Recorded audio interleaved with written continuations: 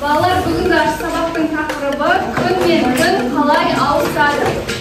Бүгінгі сабақта күн мен түннің ауысуының жердің өзімізге айналуының салдарынан болатынын түсінеміз. Балалар, ең алдымен сабақ басталмай тұрып, бірінші 3 топқа бөлініп аламыз. 3 топқа бөлініп аламыз.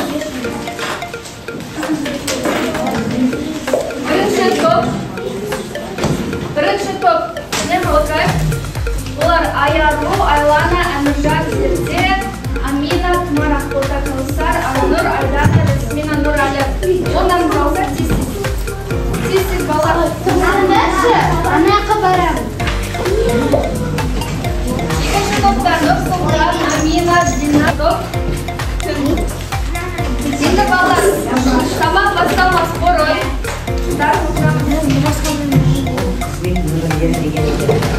Сабақ басталмас бұрын біз сабақтың ережесімен танысып алайық. Сабақта бізде бір-бірімізді сыйлаймыз, тыңдаймыз, уақытты үнемді жұмсаймыз, нақты және дәл жауап береміз. Қалай ойлайсыңдар? Біз оны алдыңғы тақырыпта өттік. Тәулік дегеніміз не? Мен қазір мектептен баланың атын шығарамын, сол жауап бере ма?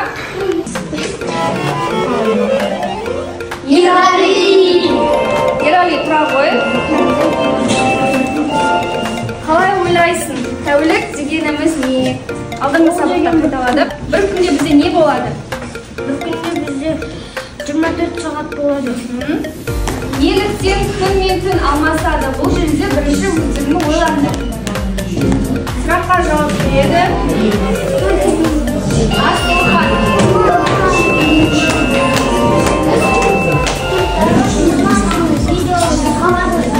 Қалай ойлайсыз? Күн мен түн бізде не үшін ауысады? Ойындар.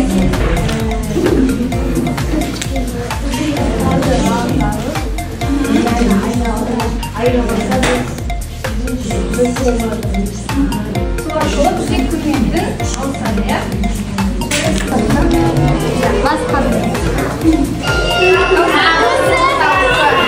Кәусар, қалай ойлайсың? Қандай болса? Не ешкідің, не білесің? Жер туралы. Облыста бізде не бар? Қала. Неше түрлі қалалар елдер бар. Қандай кішкене қандай? Көл бар. Білесің және күннің тәуліктік жолы қалай өтетінін түсінесің. Бірінші тапсырмаға қарады. Әр суреттегі күннің орналасуына назар аударды. Суреттерді сипатта. Кітапқа қарайық. Кітапта бізде 4 сурет берілген, иә? Бірінші сурет қайсысы деп ойлайсыңдар? Бірінші сурет.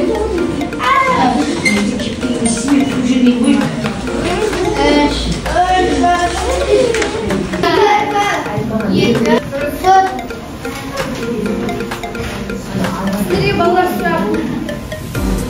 Мына мақалды қалай түсінесіңдер? Таң атпай.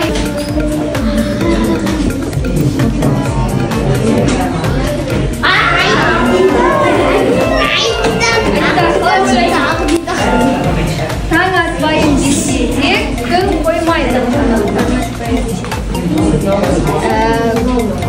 Бұл мақалды қалай түсінесіңдер? Таң атпай дегенше уақытты босқа құртпа.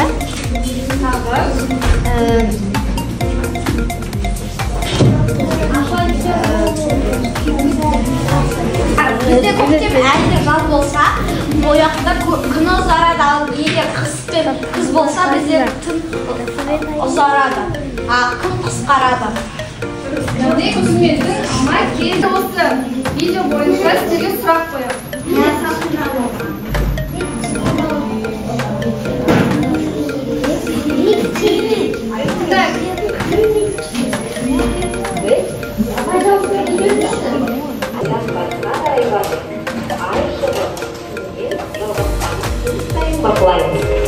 Неге күн мен түн үнемі алмасып отырады? Ал анықтап көрейік. Негізінен күн қозғалмайды. Ол 365 күнде, яғни бір жылда айналып Ал өз-өзінен 24 сағатта, яғни дәл бір күннің сәулелері түсіп тұрған жағында күндізгі уақыт, ал күннің түспей тұрған жердің қарама-қарсы жағында түн болады. Ал біз білгендей жердің өз-өзімен айналуына байланысты жер күнге біресе бір жағасын. Ал сенің досың Маржан солтүстік Америкада, яғни саған қарама-қарсы жер бетінде тұрады. Қазір сен жердің күн жарығы түсіп тұрған жағында тұрасың. Бұл дегеніміз саған қазір күндізгі уақыт, сен аспанда күнді көріп, далада доп теуіп, сабағыңа барып, немесе болып, тәтті ұйқыға батасың.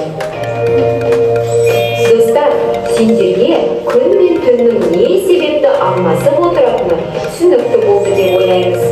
Егер бейнебаян сіздерге екеулері тұрады. Біздің ғаламшарларымыз ғаламшар айналады. Сондықтан біз оны сезбейміз.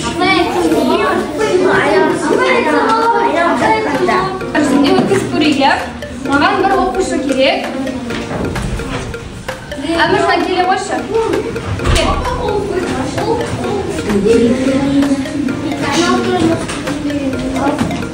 Қара, мына глобус достар. Бізде глобус айналады, иә? Мына жерден Қазақстанда тапшы.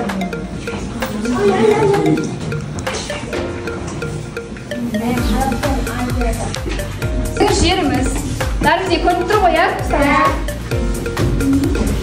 Ал мынаны біз күн деп алайық, иә? Қараңдар, мен күнді Қазақстанға қазір ұстап тұрмын. Мынау күн.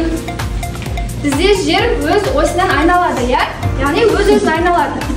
Мынау күн айналмайды, бұл бір орында тұрады. Енді күн мен түн қалай ауысады?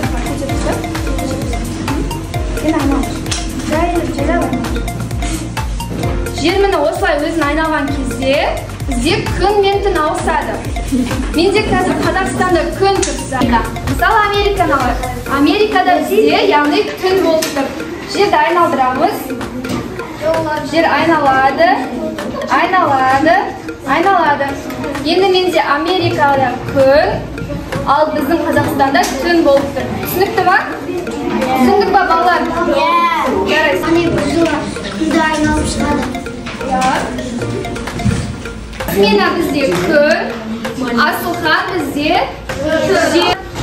жер өз осынан айналады, яғни өзімен өз айналады. Және мен айналады? Күнді айналады. Яғни бізге Асылхан қазір жер болады да бізге күннен айналып көрсетеді. Көре ма? Сен өзіңді айналасың, және осымен айналасың. Сен өзің жерсің. Сен былай тұрасың. Сен Асылханды жер деп қараймыз, балалар. Яғни бізде жер осылай айналады. Түсінікті ма? Осылай айналған кезде бізде күн мен түн ауысады. Түсінікті ма, балалар? Болып теңеседі. Бұл күндер көктемгі және күзгі күн мен түннің теңелу күндері деп аталады. Жылдың ең ұзақ күні ол 22 наурыз, ал 22 желтоқсан болып саналады.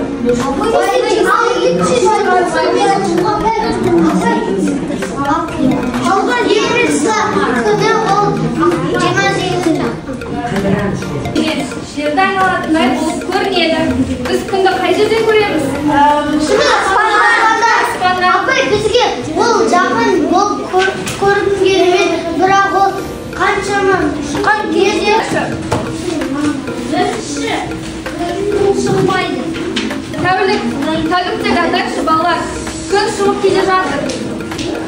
Не дейміз? Жоқ. Түн. Келесі балалар, күн табада жоғарылайды, иә? Ол кезде бізде не болады? Түн. Қарасен. День. Күндіз. Таң болады. Одан кейін күн біздің тура төбемізде тұрады. Ол кезде күндіз болады. Одан кейін күн тағы батысқа қарай жүреді. Ол кезде кеш болады. Одан кейін күн батыс кетеді. Ол кезде уже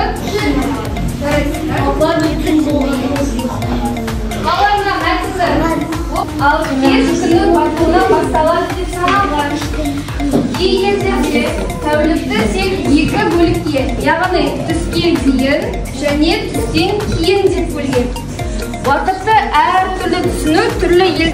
Түн ортасынан, яғни түнгі сағат 12-ден таңғы сағат 6-ға дейін ол бізде түн деп саналады. Түсінді ма? Түнгі сағат 12-ден таңғы сағат 6-ға дейін ол түн. Сосын сағат 6-дан түске, яғни түскі сағат 12-ге дейін бізде таң ертесіне. Түнгі сағат 12-ден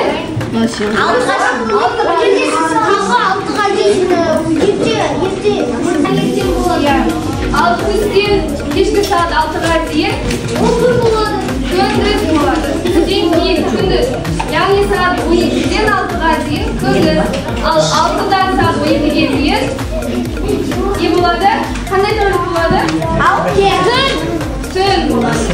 Түсінікті ғой, балалар? Сен сағатқа қарап білеміз ғой, түсіндік қой.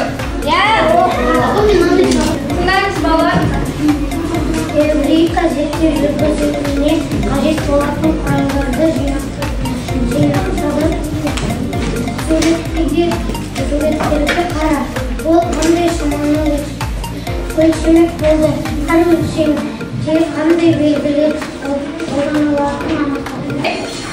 Тәулік жердің өз-өзінен Жерде мысалы бізде 24 сағат оны